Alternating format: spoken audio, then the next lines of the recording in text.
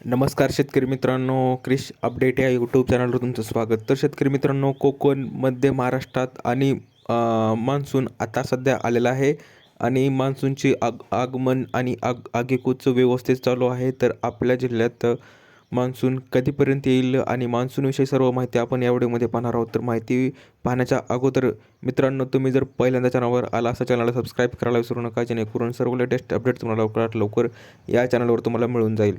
तर मित्रांनो, रत्नागिरी असेल, सातारा असेल, सोलापूर असेल या जिल्ह्यांमध्ये मान्सून आता दाखल झालेला आहे आणि त्याची व्यवस्थित पुढे तो मान्सून उत्तरेकडे सरकत आहे आणि अशा परिस्थितीत पूर्ण मध्य महाराष्ट्रात मान्सून आता पोहोचलेला आहे. तर नैऋत्य मोसमी वाऱ्यांनी मान्सून कोकण आणि मध्य महाराष्ट्रात आगेकूच केली आहे आणि सोमवारी दिनांक मान्सूनने रत्नागिरी जिल्ह्यातील हर्णे आणि मध्य महाराष्ट्रातील सोलापूरपर्यंत मजल मारली. पुढील 2 ते 3 दिवसात राज्याच्या आणखी काही भागात मान्सून दाखल होण्यास पोषक स्थिती असल्याचे हवामान विभागाने म्हटले आहे.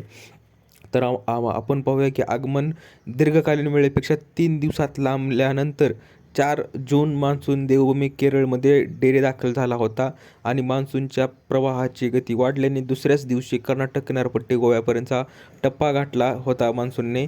आता मान्सून एक्सप्रेस महाराष्ट्रात दाखल झाला आहे आणि त्यामुळे केरळमध्ये उशिराने येणाऱ्या मान्सूनचे महाराष्ट्रातील आगमन यंदा 1 दिवस आधीच झालेलं आहे. तर केरळमध्ये जरी उशिरा जरी आला असला तरी तो महाराष्ट्रात लवकरात लवकर आला आहे, परंतु मान्सून गेल्या वर्षी 9 जूनपर्यंत जेवढा पाऊस पडायचा होता तेवढा पडला नाही. सरासरी जर ॲव्हरेज जर खूपच पाऊस ह्या वर्षी कमी पडत आहे, हे आत्ताच्या पहिल्याच आठवड्यात निष्कर्षात आलेलं आहे. तर शेतकरी मित्रांनो, सांगायचं झालं तर 15 जूनपर्यंत पेरणी करू नका किंवा 15 जूनपर्यंत चांगला पाऊस पडू शकतो, असं स्पष्ट कृषी विभागाचं म्हणणं आहे. तर चांगला पाऊस पडला तरच तुम्ही पेरणी करा, अन्यथा पेरणी करू नका, असं स्पष्ट मत कृषी विभागानं दिलेले आहे. तर अशी हे अपडेट आहे मित्रांनो. तर दिलेली माहिती समजली तर व्हिडिओला लाईक करा, जास्तीत जास्त शेअर करा, चॅनलला सबस्क्राईब करायला विसरू नका. तर भेटूया पुढच्या व्हिडिओमध्ये अशीच एक अपडेट घेऊन. तोपर्यंत धन्यवाद.